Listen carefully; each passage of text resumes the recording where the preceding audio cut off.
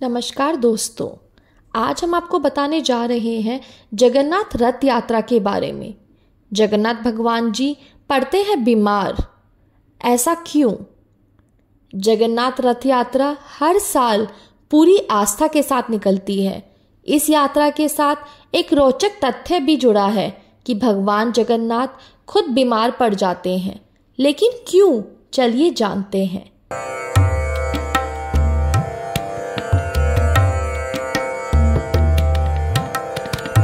27 जून 2025 एक ऐसा दिन जब पूरी धरती पर भक्ति उमड़ पड़ी है। आज से शुरू हुई है पुरी की जगन्नाथ रथ यात्रा, एक ऐसा महोत्सव जिसे देखने और अनुभव करने करोड़ों श्रद्धालु यहाँ पहुँचते हैं। ये एक ऐसा उत्सव है जिसमें भक्ति, एकता, समर्पण और उल्लास एक साथ देखने को मिलते हैं।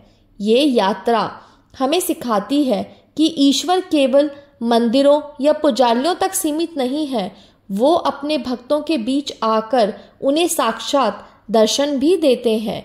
आम इंसानों की तरह बीमार भी पड़ते हैं। जगन्नाथ रथ यात्रा से जुड़ी ये भी एक अनोखी परंपरा है।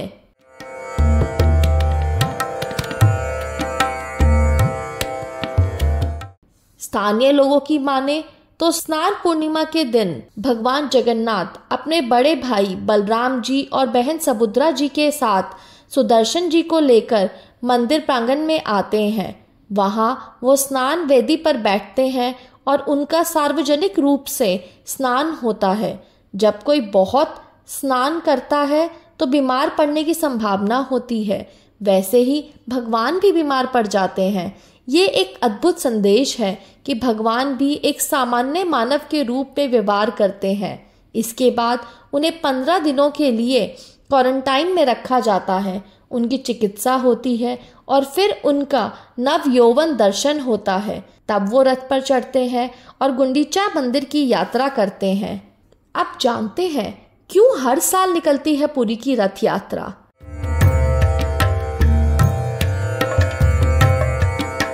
गुंडीचा मंदिर तक की यात्रा करीब 3 किलोमीटर लंबी होती है। उन्होंने कहा, श्री मंदिर को मुख्य मंदिर कहा जाता है और गुंडीचा मंदिर भगवान का जन्म स्थान माना जाता है। ये यात्रा उस महान सड़क पर होती है जिसे बड़ा डांडा कहते हैं। महाप्रभु के साथ सब कुछ बड़ा होता है, उनके रथ, उनका मार्ग, उनका प्रसाद जिसे महाप्रसाद कहा जाता है। 3 रथों नंदीघोष जो कि जगन्नाथ के लिए है, तालध्वज बलराम जी के लिए और दर्प दलन सुभद्रा जी के लिए, उन पर चढ़कर ये यात्रा पूरी होती है। आइए अब जानते हैं इस यात्रा को विस्तार से। जगन्नाथ यात्रा का पूरा शेड्यूल जानने के लिए एंड तक इस वीडियो में बने रहें।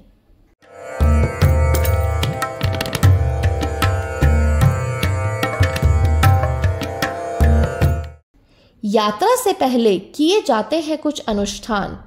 11 जून को हुआ था स्नान पूर्णिमा, जिसमें भगवानों को 108 कलश से स्नान कराया गया। इसके बाद वो अनवसरा में चले जाते हैं, यानी 15 दिनों का विश्राम।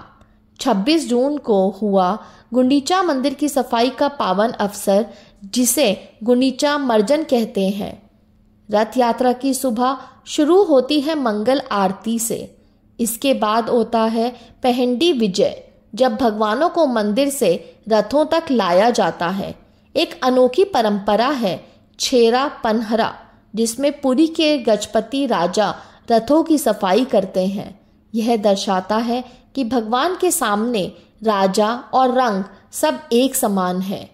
अगर हम बात करें रथों की भव्यता और खींचने की परंपरा की, तीनों रथ हर साल नए बनाए जाते हैं, खास लकड़ियों से। भगवान जगन्नाथ का रथ है नंदीघोष, बलभद्र का तालध्वज और सुभद्रा का दर्प दलन। श्रद्धालु मानते हैं कि रथ खींचने से पापों का नाश होता है और मोक्ष की प्राप्ति होती है। यह केवल रस्सी खींचना नहीं, बल्कि आत्मा की यात्रा है ईश्वर की ओर। अगर हम बात करें कुछ लोक परंपराओं और कला की, तो रथों के चलने से पहले गूंजते हैं दाहू का बानी। यह पारंपरिक ओडिया गीत होते हैं जिन्हें दाहुका गाते हैं। बनाटी नामक कलाकार आग के गोले घुमाते हैं। यह साहस, ऊर्जा और आस्था का प्रतीक है। पुरी के पास रघुराजपुर गांव के कलाकार रथों के लिए पटाचित्र और पारंपरिक सजावट तैयार करते हैं। यह कला हजारों साल पुरानी है। सजावट और भव्यता तो यात्रा की देखने वाली होती ही है। इस बार ग्रैंड रोड को 70,000 स्क्वायर फीट की पारंपरिक झोटी से सजाया गया है। मंदिर के द्वार 3,000 किलो फूलों से सजे हैं। सब कुछ जैविक और सुंदर। यह सिर्फ त्योहार नहीं, यह जन भावना का सागर है। हर कोई यहाँ आता है, अमीर गरीब, अपने पराये सब भूलकर। प्रसाद में भी सबको मिलता है ईश्वर का आशीर्वाद। यही तो भारत की आत्मा है। रथ यात्रा सिर्फ एक दिन के लिए नहीं, वह 9 दिनों का महापर्व है। 1 जुलाई को हेरा पंचमी, 4 जुलाई बहुदा यात्रा यानी कि वापसी, 5 जुलाई सुना बेसा स्वर्ण अलंकार में दर्शन और 5 से 8 जुलाई होगी नीलाद्री विजय मंदिर में पुनः प्रवेश। रथ यात्रा हमें सिखाती है सेवा, समर्पण और समानता। जब हम भगवान की रस्सी खींचते हैं तो यह हमें सिखाती है कि कैसे हम अपने भीतर के अहंकार को छोड़ सकते हैं। पुरी में हो या स्क्रीन पर, भगवान जगन्नाथ का आशीर्वाद सबके लिए है। जय जगन्नाथ।